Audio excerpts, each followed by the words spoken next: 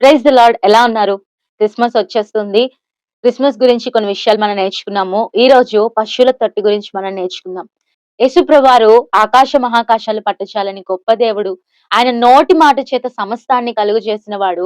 ఆయన ఐశ్వర్యవంతుడు. ఆయన ఎంతో గొప్ప దేవుడు. అలాంటి దేవుడు పశువుల తొట్టిలో పరుండబెడుతూ వచ్చాడు. ఎందుకంటే ఆయన జన్మించడానికి ఎక్కడా కూడా స్థలము లేదు. ఎక్కడా కూడా ఎవరు కూడా ఆయన్ని చేర్చుకోవడానికి ఇష్టపడలేదు. ఈరోజు పశువుల తొట్టిలో పరుండబెట్టిన అనుభవం ఏం చూపిస్తుందంటే, దేవుణ్ణి తృణీకరిస్తూ వచ్చారు. కానీ దేవుడు ఎవరిని కూడా తృణీకరించల.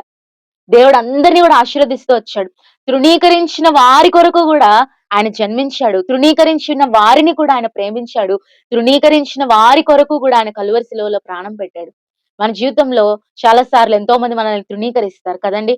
ఎంతో మంది మన కులాన్ని బట్టో, మన ఆస్తిని బట్టో, లేకపోతే మన అందచందాల్ని బట్టో, లేకపోతే మన స్థితిని బట్టో జనాలు మనల్ని తృణీకరిస్తారు ఎన్నో సార్లు. ఆ తృణీకారాన్ని బట్టి ఎన్నో సార్లు బాధపడిన సందర్భాలు ఈ సంవత్సరంలో ఎన్నో ఉన్నాయి కదా!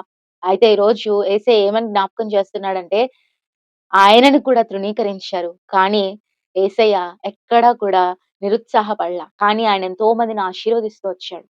ఈరోజు మన జీవితంలో కూడా తృణీకరింపబడిన అనుభవంలో నుంచి నువ్వు వెళ్తున్నట్లయితే యేసయ్యని జ్ఞాపకం చేసుకో. ఆయనే తృణీకరించబడ్డాడు. మనమెంతటి వారమండి? కానీ ఆ తృణీకారము భూమి మీద ఉన్నంత కాలమే పరలోక రాజ్యంలో నీకు ఉన్నతమైన స్థానం ఉంది.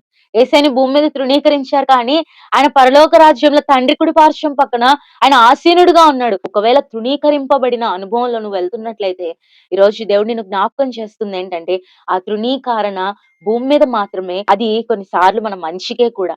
దేవుడు మనల్ని జ్ఞాపకం చేసుకొని ఒక దినం వస్తుంది. ఆయన ఆశీర్వదిస్తాడు. ఆ దినము అందరూ గూడా మనల్ని చూస్తారు. వీరి దేవుడు గొప్పవాడని చెప్పునట్లుగా దేవుడు మనల్ని ఆశీర్వదిస్తాడు. కాబట్టి తృణీకరిస్తున్నారని బాధపడొద్దు, అధైర్యపడొద్దు, కృంగిపోవద్దు.